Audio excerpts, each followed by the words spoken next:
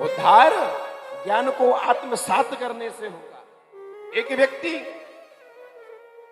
महाराज, उसके गांव में कोई संत आ गए सत्संग करने। जैसे सत्संग करने आ गए तो महाराज वो रामायण की चौपाई गुनगुना रहे थे। रामायण की चौपाई गुनगुना रहे थे तो गलती से, कई बार ये मांस की जीभ है भाई, फिसल जाती है। कुदरत को ना पसंद है शक्ति बयान में, कुदरत को ना पसंद है शक्ति बयान में, इसीलिए तो दी नहीं शायद हड्डी जुबान में।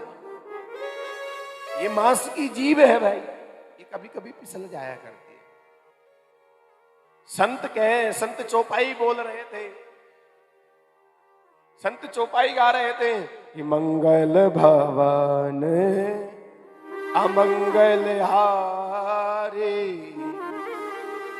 और द्रवहु सुदसे रथ अजीर बिहार। तो अजीर की जगह संत के मुंह से जीभ फिसल के बोले, निकल गया अमीर बिहारी। हाँ, निकल गया। अब बात को सामने सुन रहा था एक बूढ़ा बाबा, उसने पकड़ लिया, बोले बाबा डट, आप यहां पर गलत बोल रहे हो, आप यहां पर गलत बोल रहे हो। संत ने कहा भाई तेरे को समझ तो आ गया ना? अरे तुझे समझ तो आ गया, मैंने भले गलत बोला लेकिन तुझे समझ आ गया तो अब तू छीटा कसी कर रहा। बोले महाराज मैंने इतना मेरे जीवन में रामायण का पाठ किया, इतना पाठ किया, इतना पाठ किया कि मुझे पूरी चौपाई याद है। संत ने कहा भाई फिर तो मेरी कथा कहने की जरूरत ही नहीं है, क्या आवश्यकता है कथा कहने की, अब तो तुम ही कथा सुनाओ। बोले महाराज ये सुनाने का काम मेरा नहीं है, सुनाओ तो। मैं तो सुनूंगा लेकिन मैंने ध्यान देना, मैंने बहुत रामायण पढ़ी है। ये गांव के बुजुर्ग भी यही कहते हैं कि ये छोरा क्या कथा सुनाएगा, हमने बहुत सुनी है। कहते हो नहीं कहते? अब सुनो आगे, जो सुनता है उसका क्या हाल होता है।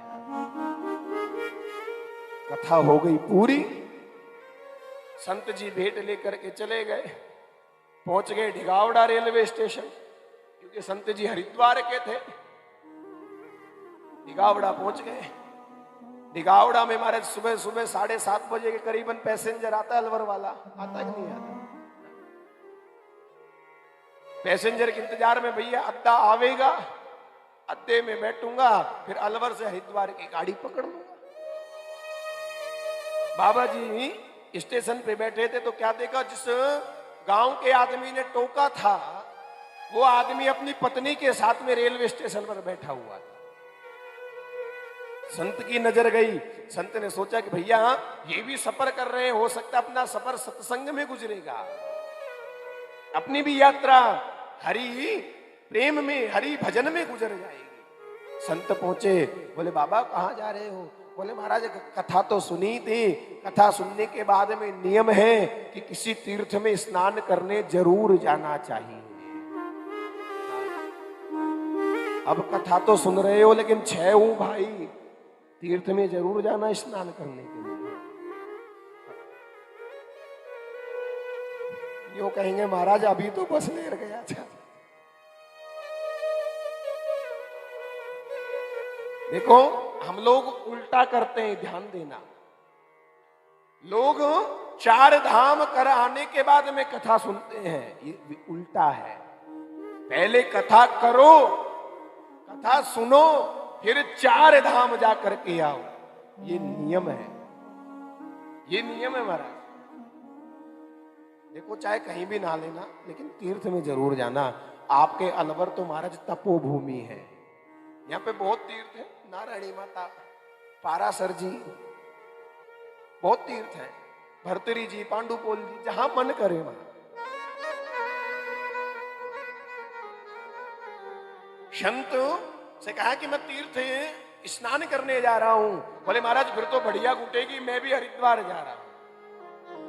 अड्डा आया, पैसेंजर आई, जैसे ही पैसेंजर आई महाराज संत चढ़ गए, संत चढ़ गए और वो बाबा भी चढ़ गया और वो पैसेंजर ने सीटी दे दी और पैसेंजर आगे बढ़ गई। जैसे ही पैसेंजर आगे बढ़ गई, आगे बढ़ी तो वो जो गांव का बाबा था महाराज, वो जोर जोर से रोने लग गया, जोर जोर से रोने लग गया। संत ने कहा बाबा क्या हो गया?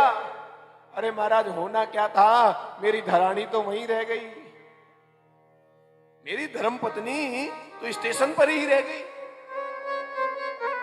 बोले कैसे रह गई? बोले भीड़ बहुत ज्यादा थी, मैं तो पहले चढ़ गया और धरानी पीछे रह गई। आज संत ने कहा बाबा बुरा नहीं माने तो एक बात कहूं, तूने रामायण पढ़ी ही पढ़ी है, रामायण गुनी नहीं है। यदि रामायण को गुनता, रामायण को हृदय में उतारता तो ये नौबत नहीं आती। क्योंकि रामायण में जब राम जी वन में जाते हैं और वन में केवट मिलता है सरोवर गंगा के किनारे, तो रामायण जी कहती है कि सिया चढ़ाई चढ़े रघुराई। महाराज रामायण में चौपाई है कि पहले ही राम जी सीता जी को नाव में चढ़ाते हैं, फिर खुद चढ़ते हैं। अरे भैया यात्रा में अपनी धर्मपत्नी को आगे रखना चाहिए हमेशा, लेकिन आजकल विज्ञान ऐसा हो गया कि पीछे ही बैठती है।